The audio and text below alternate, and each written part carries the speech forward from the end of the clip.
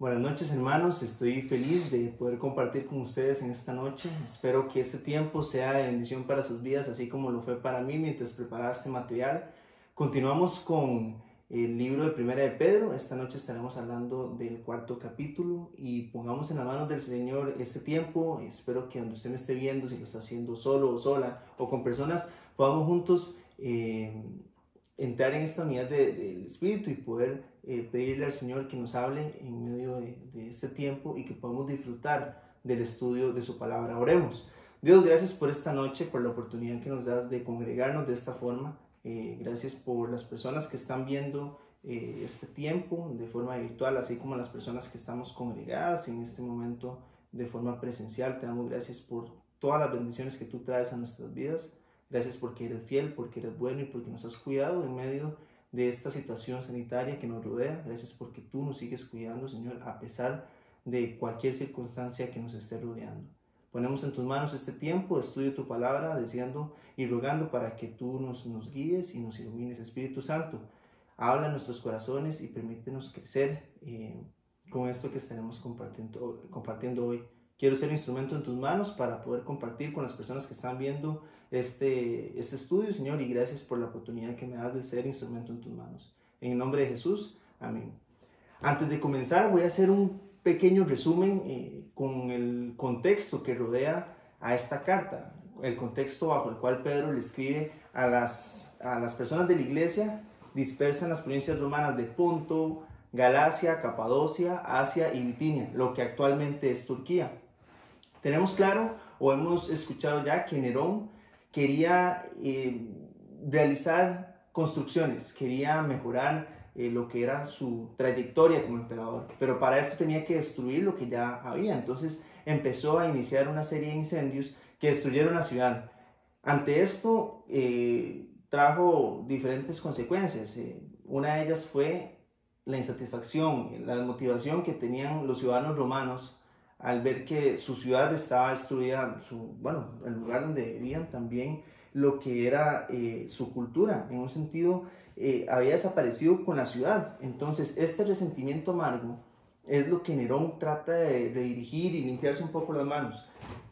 La población que estaba más apta para poder recibir esta culpa por parte del emperador eran los cristianos. Entonces él aprovecha ya esta asociación que tenían los cristianos con los judíos, que esto no era como de la mejor imagen en ese momento, no eran las personas, tanto los cristianos como judíos, más buscados, más admirados, y también porque los cristianos tenían una conducta muy ajena a lo que era la cultura romana. Entonces eso generaba cierta hostilidad. Entonces Nerón aprovecha esto para redirigir la culpa que él tenía y descargarla sobre los cristianos. Esto trae o da inicio a una serie de persecuciones que sufre el pueblo cristiano en ese momento.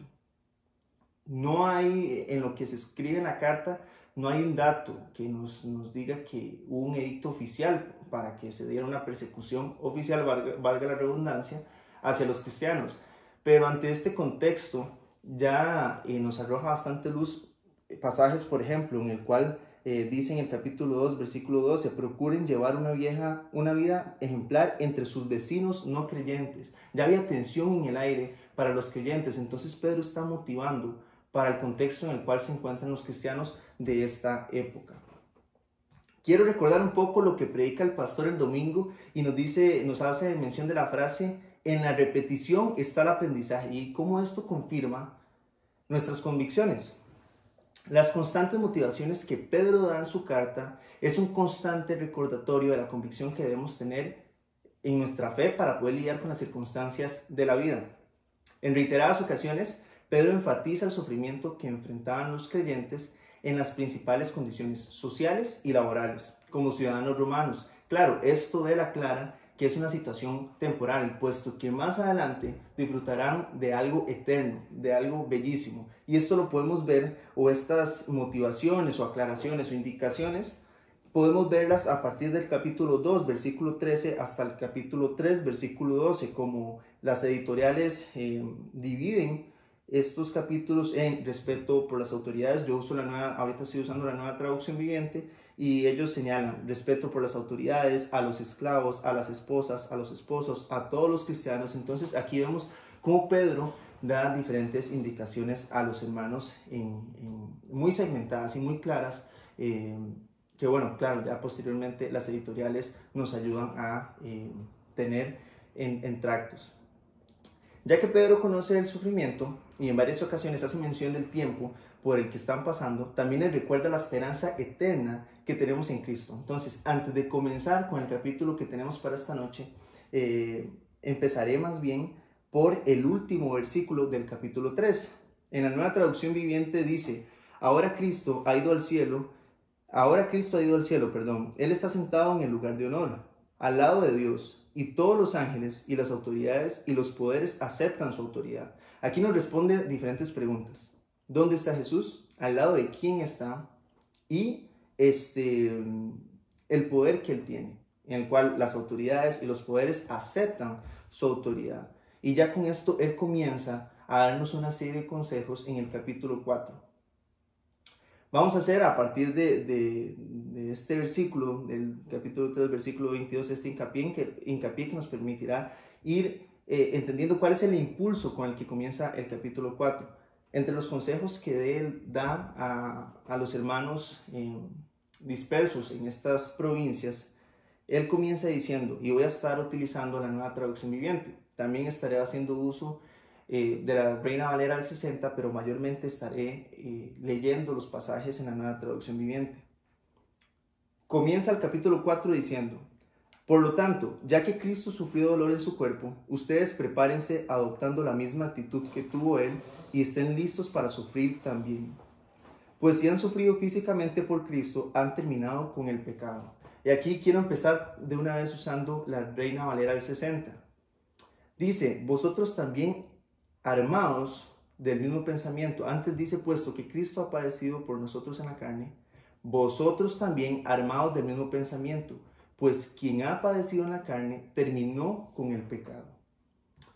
Pedro conocía el sufrimiento en una experiencia integral, y el versículo 1 nos desafía a tener esa identificación con el Cristo de la cruz, con Cristo en el momento en que sufre para pagar por nuestros pecados. De esta manera en la que Cristo padeció con una mente santa, así debemos nosotros, y es la invitación que hace Pedro, también estar prestos al sufrimiento con la mente de Cristo.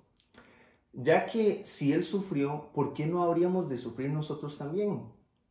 Recordemos que el seguir a Cristo no es librarnos de las circunstancias negativas, es tener las condiciones y una mejor esperanza para sobrellevarlas, es tener ese pronto auxilio, ese refugio, esa convicción de que a pesar de lo que nos esté rodeando, vayan a traernos una serie de dudas, de confusiones, de toda la incertidumbre.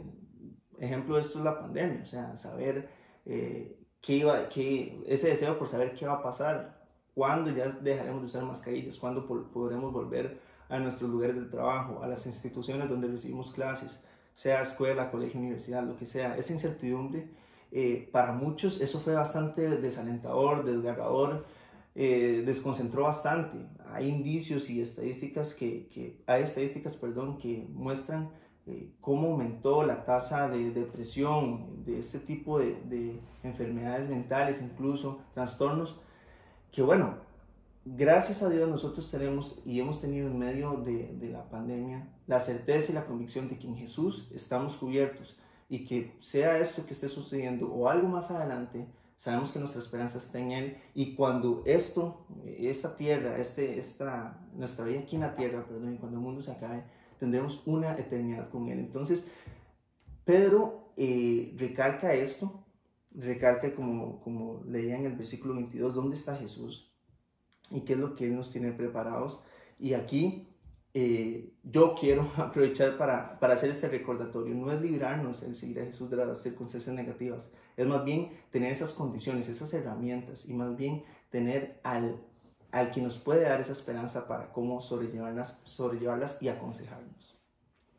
Entonces, el primer consejo es identificarnos con su mentalidad en medio de su sufrimiento. Esto es ser obedientes a la voluntad de Dios. En el versículo 24 del capítulo 2 dice, él mismo cargó nuestros pecados sobre su cuerpo en la cruz, para que nosotros podamos estar muertos al pecado y vivir para lo que es recto por sus heridas. Ustedes son sanados. Entonces, la muerte de Cristo no tuvo un impacto en el destino para cambiar nuestro destino, sino también en nuestra vida actual.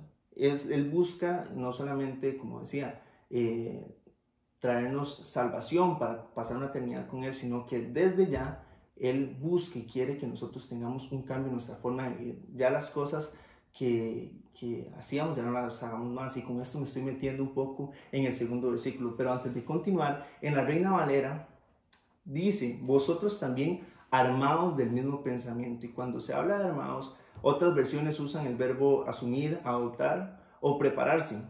Pero la intención con esto es que el pensamiento de haber terminado con el pecado es como una armadura contra la tentación y la influencia de la vida vieja. Así que Él llevó nuestro pecado en su muerte y en este acto nos dio la victoria de una vez y para siempre. Nosotros debemos tener la misma actitud hacia el pecado y tomar en cuenta la nueva vida que tenemos en Cristo. Continúa ahora con los versículos 2 y 3 y como mencionaba anteriormente,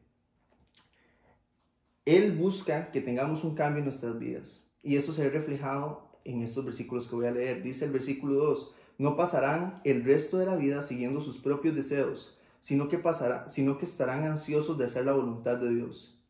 En el pasado han tenido más que suficiente de las cosas perversas que les gusta hacer a los que no tienen a Dios: inmoralidad y pasiones sexuales, parrandas, borracheras, fiestas desenfrenadas y abominable adoración a ídolos. Entonces, de estos dos versículos podemos ver que se nos muestra un contraste entre la vida vieja que teníamos y la nueva vida que ahora tenemos en Cristo. La pregunta que yo me hice es, ¿cómo deseo vivir el resto del tiempo que me queda en esta tierra? En la cual, dicho sea de paso, soy peregrino. La idea es que yo viva bien y no estar sujeto a pasiones de la carne, o sea, en esclavitud. Los contrastes que encontramos en estos dos versículos es el tiempo pasado de nuestra vida vieja y ahora el tiempo que nos resta en la tierra. Las concupiscencias de los hombres versus la voluntad de Dios. Y por último, desobediencia en la que estábamos antes para ahora andar en obediencia. Estos versículos explican lo que debe ser nuestra nueva actitud hacia el pecado. No dejamos que nuestros deseos sean el impulso que guíen, que vayan moldeando nuestros caminos o nuestras decisiones, sino que nuestra forma de vivir vaya acorde con la voluntad de Dios.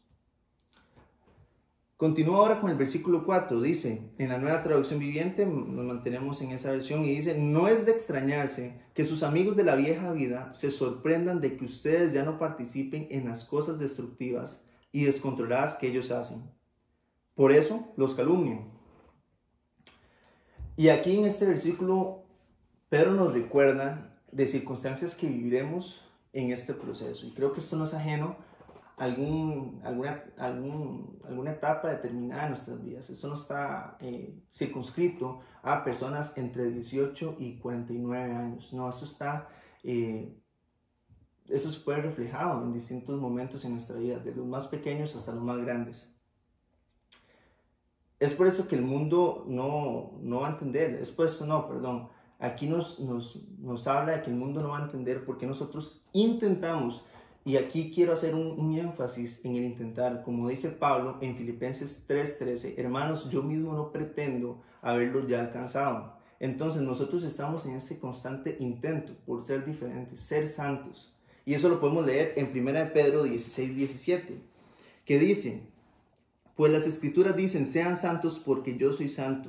Recuerden que el Padre Celestial a quien ustedes oran no tiene favoritos. Él los juzgará, o los recompensará según lo que hagan. Así que tienen que vivir con un reverente temor de Él durante su estadía aquí como residentes temporales. También podemos leer de esto en Mateo 5, 11 y 12, cuando Jesús nos habla de que no nos angustiemos y padecemos persecución a causa de su nombre, porque así persiguieron a los profetas que fueron antes de la generación a la cual él le habla.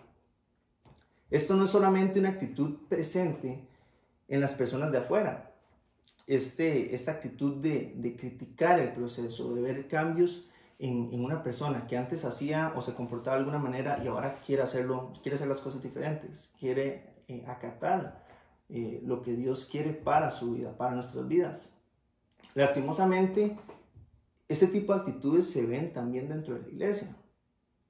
Conozco personas, y tal vez que no necesariamente estén muy activas en la congregación, sea esta o cualquier otra, pero conozco personas que han hecho comentarios señalando a alguien que está queriendo, tal vez está en esa transición de dejar algunas prácticas que, bueno, podríamos nosotros cuestionar y decir que no están muy bien. Y es curioso porque son personas que se levantan para decir, mira qué extraño, ahora él quiere ser medio santurrón. Y eso en alguien que tal vez no está muy activo dentro de una congregación. Pero ¿cuántos de nosotros a veces hemos caído en eso, en señalar, en criticar a una persona que está permitiendo que Dios haga cambios en su vida? Entonces, aquí Pedro dice, no se extrañen si las personas con las que antes ustedes hacían estas cosas se sorprenden y quieren hasta ahí hacerles sentir mal, incómodos, como, ¿de qué juegan? ¿De qué trata de comportarse? ¿Qué quiere mostrarnos? Que es diferente, que es ahora más santo, que ahora levita y no toca el suelo. Dice que no se sorprendan por eso. Pero algo que creo que como iglesia también debemos recapacitar es cuánto de eso nosotros estamos imitando dentro de la iglesia y cuánto más bien nosotros estamos impulsando entre nosotros el que sigamos cambiando, el que sigamos trabajando por esa constante renovación de nuestra mentalidad, por esa constante renovación de lo que nosotros somos y permitiendo al Señor que siga moldeando nuestras vidas hasta que Él venga o nosotros descansemos. En los versículos 5 y 6 dice, pero recuerden, lo tengo aquí en la computadora, dice, pero recuerden que ellos tendrán que enfrentarse con Dios, quien está listo para juzgar a todos, tanto a vivos como a muertos. Por esta razón, la buena noticia fue predicada a los que ahora están muertos. Aunque fueron destinados a morir como toda la gente, ahora vivirán para siempre con Dios en el Espíritu. Todos tendremos que presentarnos ante Dios. Lo que cambia aquí es la condición con la que nos presentaremos. Por la fe en Cristo nosotros somos justificados y eso lo podemos leer en Juan 5:24 y vamos a ir a ese pasaje rápidamente. Y dice, les digo la verdad, todos los que escuchan mi mensaje y creen en Dios, quien me envió, tienen vida eterna. Nunca serán condenados por sus pecados, pues ya han pasado de la muerte a la vida. Esas son palabras de Jesús. Y es que en este versículo no solamente tenemos un llamado de atención. Esto no es una nota para andar alardeando con ella. No es como, vea, usted va a tener que dar cuentas y así. Como cuando Kiko amenaza a don Ramón de acusarlo con su mamá. Esto es más bien un recordatorio de la condición en la que se encuentran muchos en nuestros días, en el año 2021. Pero nos invita a recordar la responsabilidad que tenemos nosotros por todos aquellos que no heredarán el reino de los cielos. Asimismo, el apóstol motiva que con el ejemplo de mártires y otras personas que para la fecha de cuando se escribió esta carta ya estaban muertas, él anima a sus lectores a que mientras estas personas estuvieron vivas y escucharon de la palabra de Dios y creyeron, tenían ahora una esperanza en el cielo. Y de esta forma, en medio del sufrimiento por el cual estaban pasando los hermanos lectores de ese momento, Pedro les recuerda la esperanza que tenían en el cielo, la esperanza eterna en Cristo. Este pasaje también nos permite recordar la gracia de Dios al darnos la oportunidad de ser hijos suyos, como dice en Juan capítulo 1, versículo 12, y también la condición que teníamos antes en Efesios 2:1, como nos habla el apóstol Pablo. que dice, voy a leerlo, es un pasaje corto.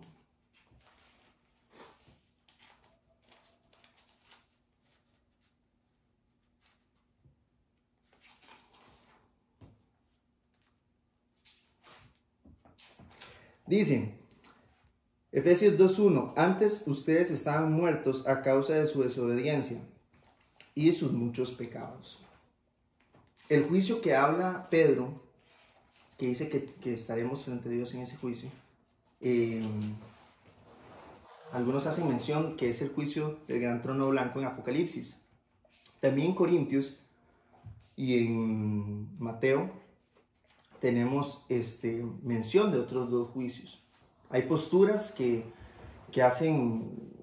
aluden a que estos tres pasajes son tres juicios distintos.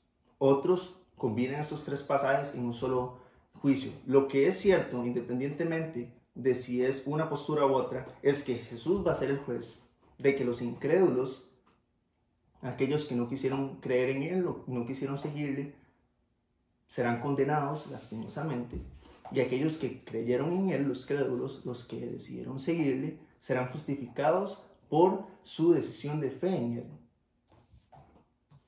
Entonces, recordando lo que mencionaba anteriormente, en este pasaje cuando Pedro dice en la Reina Valera del 60, pero ellos darán cuenta al que está preparado para juzgar a los vivos y a los muertos, porque por eso también ha sido predicado el Evangelio de los muertos, para que sean juzgados en carne según los hombres, pero vivan en espíritu según Dios. Aquí sí les da a ellos, a los hermanos, una motivación de decir, bueno, ok, estas personas puede que los estén calumniando, como dicen en la Nueva Traducción Viviente, pero tranquilos, ellos van a dar cuentas. Ustedes también, pero ustedes están justificados. Pero bueno, ellos tendrán que dar cuentas por eso. Y podemos nosotros extraer de esto una motivación para recordar lo que debemos hacer como iglesia con esas personas para que tengan un destino parecido no, igual al nuestro. Continuamos con el versículo 7 de este capítulo y dice, el fin del mundo se acerca, por consiguiente sean serios y disciplinados en sus oraciones. En la versión de la Reina Valera dice, sed pues sobrios y velad en oración. En este versículo se nos incita a mantenernos firmes en la oración, valga la redundancia, ya lo podemos leer en ambas versiones. Se nos aconseja velar en todo momento y no hacerlo por velar, sino velar en oración, estando conscientes de lo que estamos haciendo. Podríamos pensar que Pedro, mientras escribe esto, recuerda el momento en que Jesús le pide en Marcos capítulo 14, versículos del 37 al 40, está Jesús orando en el Getsemaní y bueno, está a punto de ser entregado, de suceder todo lo que tiene que suceder y gracias a Dios porque sucede eso, pero Jesús les dice a su círculo íntimo de discípulos, oren por mí. Se retira a orar, regresa y los ve durmiendo, y es justamente a Pedro quien años más adelante va a escribirle a personas que están dispersas, personas que están pasando por sufrimiento, manténganse constantes en la oración, velad en oración. Es justamente a Pedro quien Jesús le dice, ¿qué está pasando? O sea, porque no aguantan una hora, o sea, necesito que oren por mí. Se retira nuevamente Jesús y cuando regresa otra vez, era tal el cansancio que tenían que no estaban pudiendo aguantar el privilegio que tenían de orar por Jesús, de estar intercediendo, y bueno, les ganó el sueño. Entonces es algo curioso que podemos rescatar de este pasaje, como Pedro dice, velad en oración, estén constantes, disciplinados, serios en sus oraciones. Y es justamente a quien Jesús regaña de sus 3 discípulos a los que les pidió que oraran por él. Continuamos con el versículo 8 y dice, lo más importante de todo es que sigan demostrando profundo amor unos a otros, porque el amor cubre gran cantidad de pecados. Y este versículo me gustó bastante cuando leía sobre esto. Y bueno, la motivación que hace, pero siento motivación y exhortación, que es algo que debemos estar recordando constantemente en nuestras congregaciones. Esta frase, porque el amor cubre gran cantidad de pecados. Proverbios 10, versículo 12, dice lo siguiente. El odio provoca peleas, pero el amor cubre todas las ofensas. El amor es una de las características vitales entre los creyentes. En 1 Juan, capítulo 3, versículo 14, dice: si amamos a nuestros hermanos creyentes, eso demuestra que hemos pasado de muerte a vida, pero el que no tiene amor sigue muerto. Es una característica vital, es un indicio clarísimo de que nosotros no estamos muertos, como dice 1 Juan 3:14. En la Reina Valera del 60 dice: tened entre vosotros ferviente amor. Y esta palabra ferviente, en los materiales que buscaba, me llamaba la atención porque destacan con un ejemplo. La idea que utilizan para detallar esta palabra que usa Pedro, o con la que traducen los escritos de Pedro, es que se compara con una persona, un atleta que está calentando y estira sus músculos con mucha intensidad, con mucha fuerza, y esto le hace que él requiera emplear mucho esfuerzo, ¿verdad? Llevarlo al límite, llevarse él mismo al límite. Y es esta comparativa con la que Pedro busca enfatizar su mensaje de un ferviente amor, un amor de verdad intenso entre nosotros como hermanos. ¿Qué no es este pasaje? Este pasaje no es que si nosotros tenemos amor vamos a poder cubrir nuestros propios pecados. Esto no es algo que nos compete a nosotros. Más bien, esto es que si tenemos amor para otros, esto nos va a guiar a perdonarles y evitarnos situaciones que causan muchas divisiones, muchos atrasos en cuanto a la voluntad de Dios, lo que Dios tiene para cada uno de nosotros y también para nosotros como iglesia. Si nosotros no permitimos que el amor obre en nuestras iglesias, al final lo que vamos a hacer es que nos vamos a quedar estancados, vamos a darle gusto al diablo, al enemigo, para que siga haciendo de las suyas y la iglesia no avance en su misión, en la misión que tenemos. El primer ejemplo que tenemos para esto es Dios. Dios es amor, lo podemos leer en 1 Juan, que acabo de leerlo, uno de los versículos del libro. Pero Dios es amor, y tan grande amor que Él tuvo por nosotros para enviar a su Hijo, y de acuerdo a lo que dice en Juan 3:16, a enviar a su Hijo en rescate por nosotros. También Filipenses 2, del 5 en adelante, y cómo nos detalla esa decisión que el Señor tuvo por nosotros para cubrir nuestros pecados. Ahora, tener esta actitud es casi que imperativa en nosotros, ya que el único que podía tomar una actitud así, de arrastrar nuestras fallas, nuestras faltas y reprochárnoslas constantemente, decidió no hacerlo. Entonces, si quien lo podía hacer, Jesús, no lo quiso hacer, y nosotros decidimos y decimos seguirle a Él, ¿cuánto más nosotros tenemos que hacer esto por lo que ya hicieron por nosotros? Ya el Señor ha cubierto nuestros errores, nuestros pecados, ha cubierto los suyos. Lo mínimo es que nosotros también cubramos los errores, las faltas, que si Pepito me hizo esta falta, pues ya, yo lo perdono y trato de que los dos avancemos, y espero también que Pepito no busque hacer nuevamente esa falta conmigo. No es tampoco una licencia para que nos estemos cometiendo faltas, sino es más bien no atrasarnos, pasar la página, dejar lo que ya fue, que en su momento no fue muy bueno para la relación entre nosotros dos, y no fue muy bueno tal vez para la congregación, pero ya fue, y si el Señor nos perdonó, si ya su amor cubrió nuestros pecados, ¿cuánto más nosotros debemos pasar la página en amor? No pasar la página y ahí como a medias o medio disgustados, sino pasar la página en amor. Continúa ahora con el verso 9 y dice: abran las puertas de su hogar con alegría al que necesite un plato de comida o un lugar donde dormir. En la Reina Valera del 60 lo sintetiza un poquito más a: hospedados los unos a los otros sin murmuraciones. Y aquí creo que destaco el consejo de ayudar sin murmurar. Esto es no murmurar, no comentar, no estar ahí con el peso de la palabra que tiene murmurar, sobre al que estoy ayudando, la condición en la que está, no murmurar de eso, pero tampoco murmurar del que no lo está haciendo. No atrasarnos con esas cosas que al final no van a traer nada provechoso.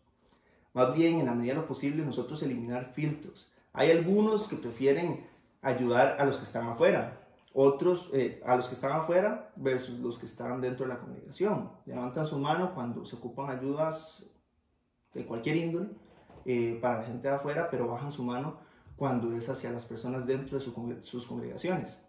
En otros, esto viceversa. Levantan su mano cuando es alguna ayuda de cualquier índole, repito, hacia las personas que están dentro de su congregación, pero cuando es hacia las personas de afuera, vuelven a bajarla. Esto es lo que más bien nosotros debemos cuidarnos de que no esté imperando tanto y que no se esté promoviendo tanto esta cantidad de filtros. Ayudarnos. En el colegio, recuerdo que mis directoras tenían una frase para una época en el año en la cual se recolectaban cosas, víveres más que todo, perdón, y tenía la frase de ayudar sin mirar, o ayuda ayuda sin mirar a quién, perdón, se me acaba de ir. Y muchas veces en la iglesia circunscribimos o limitamos o restringimos nuestra ayuda dependiendo de quién sea, dependiendo de incluso qué va a traerme de provechoso más adelante, esta ayuda que yo esté dando a la persona. Y esos son filtros que todavía nosotros, esos se catalogan también como filtros que nosotros aplicamos para ayudar, para levantar la mano, para colaborar.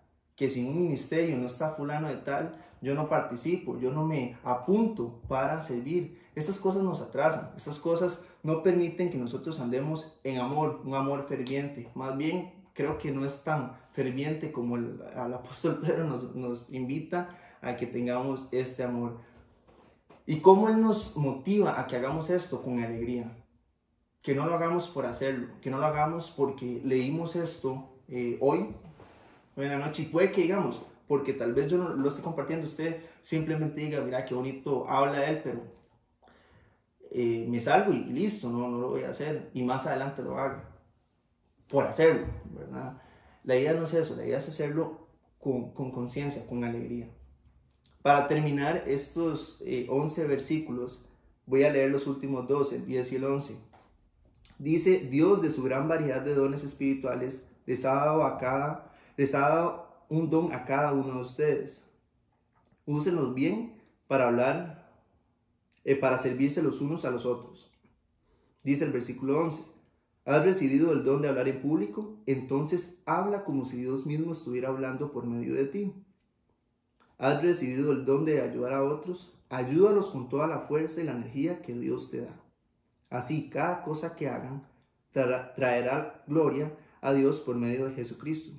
A Él sea toda la gloria y todo el poder por siempre y para siempre. Amén. En estos últimos dos versículos se nos recuerda, como dice en la Reina Valera del 60, que somos administradores de la multiforme gracia de Dios. Esta multiforme gracia de Dios, ¿cómo se ve aplicada? Por medio de la variedad de dones que nos ha dado a cada uno de nosotros. Seguimos a un Dios creativo, es creador. Puede dar como le plazca dones. Entonces, esto hay que creerlo de verdad. Todos tenemos un don, y un don que se acopla a las circunstancias en las que nos encontramos. Facilidad para X o Y cosa, y debemos de verdad creerlo. Pero más allá de eso, es que vuelve a entrar, no solamente es creerlo, sino aquí vuelve a entrar el amor. Pero el amor, ¿cómo entra aplicado? En obediencia, para dar cada uno según el don que ha recibido. Ser obedientes para ser congruentes con lo que dice la palabra en cuanto a dar del servicio, poner al servicio de los demás los dones que el Señor nos ha dado de acuerdo a su multiforme gracia.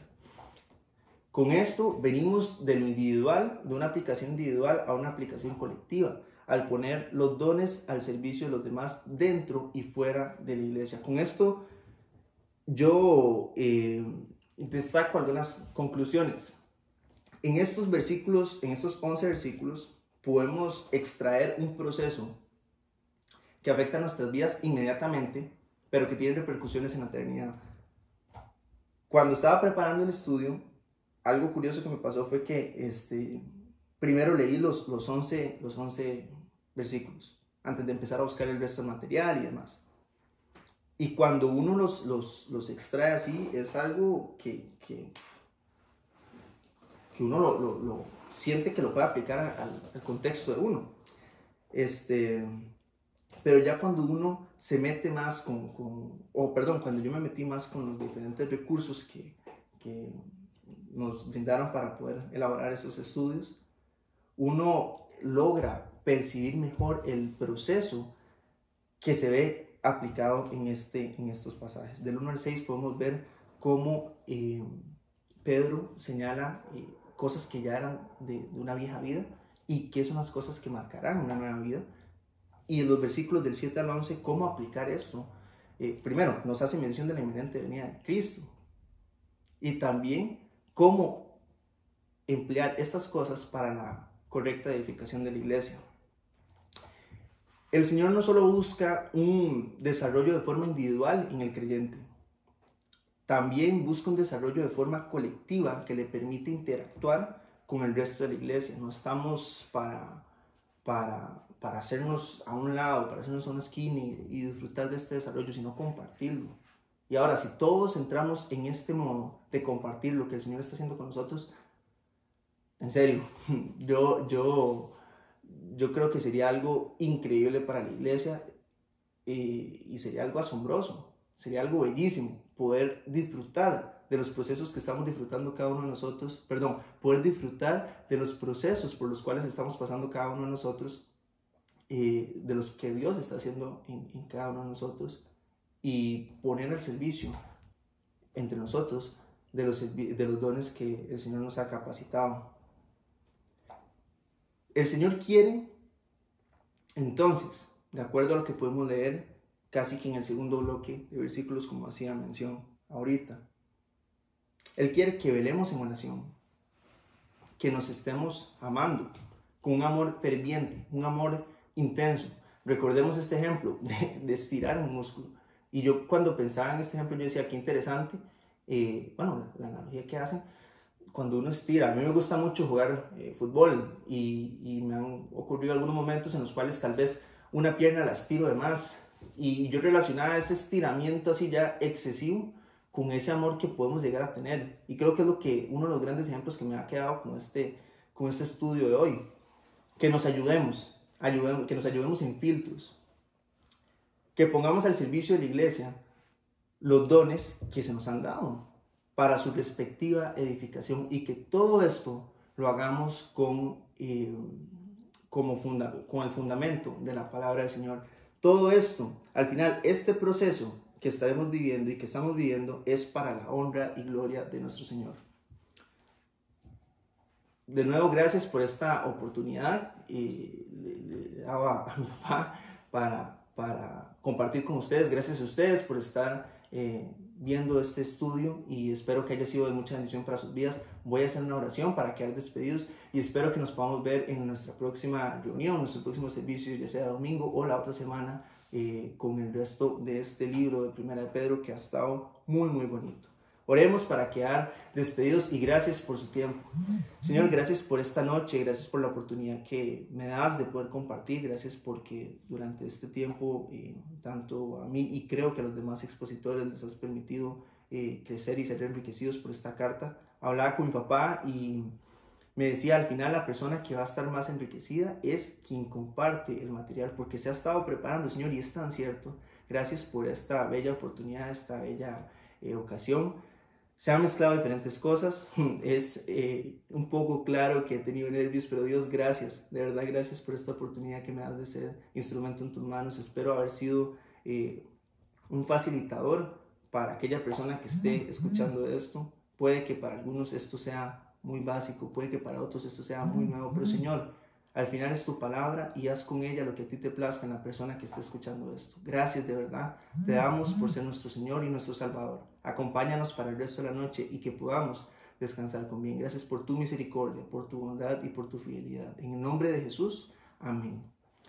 Nos vemos entonces en la próxima, hermanos, y gracias por acompañarme en este tiempo.